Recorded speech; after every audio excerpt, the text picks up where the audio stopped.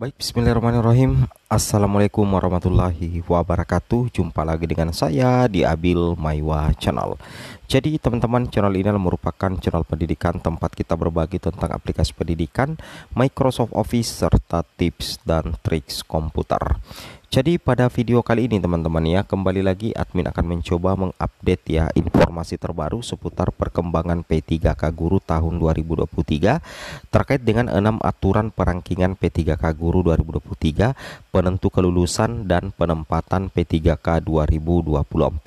Tapi sebelum kita lanjut teman-teman ya, bagi rekan-rekan guru yang baru pertama kali mampir di channel ini, jangan lupa tekan tombol subscribe dan aktifkan lonceng notifikasinya agar setiap hari Bapak Ibu bisa mendapatkan update informasi P3K Guru formasi tahun 2023. Jadi di sini kita akan membahas atau mengupas tuntas 6 aturan teman-teman ya perihal perangkingan P3K Guru 2023 yang menjadi penentu kelulusan dan penempatan P3K 2024. Langsung saja teman-teman ya, kita tutup poin ke informasinya. Jadi aturan yang pertama teman-teman adalah terkait dengan perangkingan include dengan urutan penempatan. Nah, kalau dikatakan bagaimana maksudnya perangkingan itu include atau cocok dengan urutan penempatan, yaitu dikaitkan dengan urutan kategori, bahwa untuk perangkingan itu dimulai dari perangkingan P1 dulu, antar P1 ya, untuk mengisi penempatan teman-teman. Selanjutnya ketika masih tersedia formasi, maka dilanjutkan dengan urutan penempatan untuk pelamar prioritas 2. Nah, jadi setelah P1 ditempatkan berdasarkan perangkingan include urutan penempatan, jika masih tersedia formasi, maka lanjut untuk perangkingan pelamar prioritas 2, yaitu berdasarkan urutan kategori dan urutan nilai teman-teman. Nah, khususnya dulu untuk P2 dulu, THK 2. Jika masih tersedia formasi, baru dilanjutkan untuk pelamar prioritas 3 atau P3 teman-teman. Selanjutnya berturut-turut itu lanjut ke P4 teman-teman ya. Nah, di sini teman-teman bisa cek. Teman-teman bisa perhatikan ini ya, ini adalah merupakan alur seleksi P3K Guru formasi tahun 2023, yang mana untuk urutan penempatan, urutan perangkingan itu include dengan aturan penempatan ya. Jadi dimulai dari P1 pelamar prioritas peringkat terbaik urutan formasi teman-teman. Jadi seperti ini maksudnya ya. Jadi urutannya seperti ini untuk urutan pemenang. Jadi yang pertama mendapatkan penempatan itu adalah peringkat terbaik kota formasi, yaitu untuk P1. Nah, jika masih tersedia formasi, itu lanjut lagi peringkat terbaik kota formasi untuk P2. Setelah itu lanjut untuk peringkat terbaik kota formasi untuk pelamar prioritas 3 sampai dengan pelamar prioritas 4.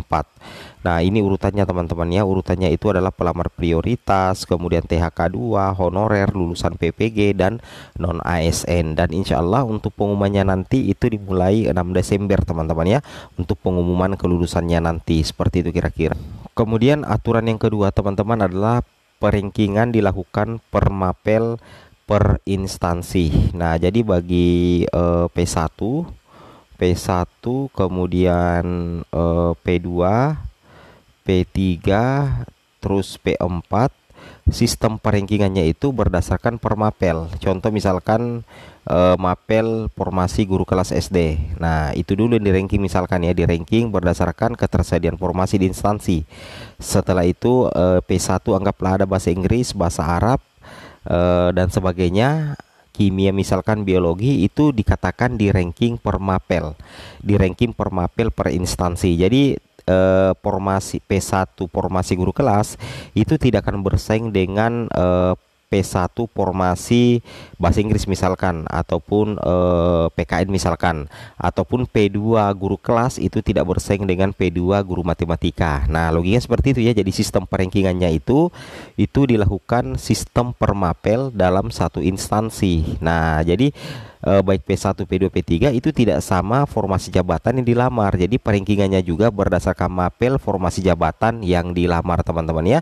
Jadi terkadang ada pelamar misalkan P2 formasi sosiologi misalkan ya, kemudian P2 guru kelas SD, nilai P2 guru kelas SD, nilai P2 guru kelas SD anggaplah 600.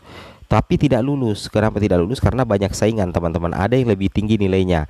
Begitu juga dengan P2 Sosiologi yang nilainya cuma 400 tapi bisa lulus. Kenapa? Karena kemungkinan persaingan di mapel sosiologi untuk pelamar P2 itu tidak terlalu berat, tidak seperti formasi guru kelas SD yang memang banyak diminati teman-teman ya. Nah, itu seperti itu maksudnya, perangkingan dilakukan per mapel dan per instansi. Seperti itu kira-kira ya. Kemudian kita lanjut lagi teman-teman ya, yang ketiga.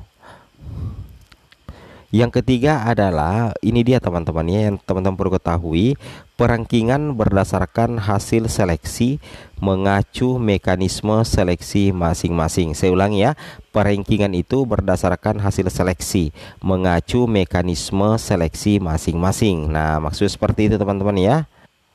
Nah, maksudnya seperti ini, bahwasanya untuk perankingannya itu berdasarkan mekanisme seleksi P3K Guru 2023. Jadi untuk mekanisme seleksi guru P3K 2023 itu ada dua teman-teman, yaitu mekanisme penempatan dan mekanisme seleksi menggunakan CAT. Jadi untuk mekanisme auto penempatan itu diperuntukkan bagi pelamar PG 2021 atau P1 teman-teman. Sedangkan yang seleksi menggunakan CAT berturut-turut P2, P3 dan pelamar umum teman-teman. Kemudian nantinya untuk penempatan ya, untuk penempatan nanti ditentukan oleh Dinas Pendidikan bersama dengan BKPSDM teman-teman ya. Kenapa? Karena untuk sistem pembaharuan di tahun 2023 itu formasi seluruhnya teman-teman ada pada Dinas Pendidikan. Jadi tidak ada lagi formasi di sekolah. Jadi nantinya Bapak Ibu hanya bisa tes, mengikuti seleksi, kemudian pengumuman mengenai penempatan itu urusan dari pemerintah daerah teman-teman ya. Tidak ada lagi pemilihan sekolah dari para pelamar. Jadi penempatan nanti betul-betul ditentukan oleh pemerintah daerah yang memang sudah mendapatkan mandat dari pemerintah pusat ya, seperti itu kira-kira. Nah, jadi untuk urutan prioritas penempatan itu ada dua, ada namanya urutan kategori, dan ada namanya urutan nilai. Kalau urutan kategori itu yang dimulai ya itu tadi teman-teman, THK 2, honorer negeri, lulusan PPG dan honorer swasta. Kemudian kalau urutan nilai itu mulai dari nilai teknis, manajerial, sosiokultural, wawancara dan usia. Nah, untuk urutan kategori berarti P1 THK 2 dulu, guru honorer negeri ya, logikanya seperti itu. Jadi kalau persaingan nilai itu apabila urutan kategorinya seimbang atau sama. Nah, misalkan sesama P1 bersaing berarti yang dilihat adalah nilainya. Sesama P2 bersaing berarti yang dilihat adalah nilainya teman-teman. Seperti itu ya. Oke, saya rasa sudah paham sampai di sini ya. Kemudian yang kelima teman-teman ya. Yang kelima itu diberlakukan sistem perankingan terpatahkan jika tidak terdapat kebutuhan dalam suatu instansi atau tidak lulus ya. Jadi kalau misalkan teman-teman tidak ada kebutuhan di instansinya, maka otomatis teman-teman tidak bisa masuk dalam sistem perankingan, atau perankingan teman-teman itu dikatakan perankingan terpatahkan jika tidak terdapat kebutuhan dalam suatu instansi. Artinya itu ya itu tadi teman-teman tidak lulus ya. Logikanya seperti itu. Kemudian yang keenam, perankingan tidak berlaku jika jumlah formasi lebih banyak daripada jumlah peserta. Ya, contoh misalkan ya, formasi guru kelas anggaplah 5. Kemudian pelamarnya cuma 2 misalkan, otomatis anggaplah ini P1, otomatis tidak perlu di ranking, langsung lulus aja, langsung diangkat menjadi ASN. Kenapa? Karena formasi linear lebih banyak daripada jumlah formasi. Berlaku juga untuk P2 dan P3. Jadi perankingan itu tidak berlaku teman-teman jika jumlah formasi lebih banyak dari jumlah peserta. Sekian dan terima kasih. Assalamualaikum warahmatullahi wabarakatuh.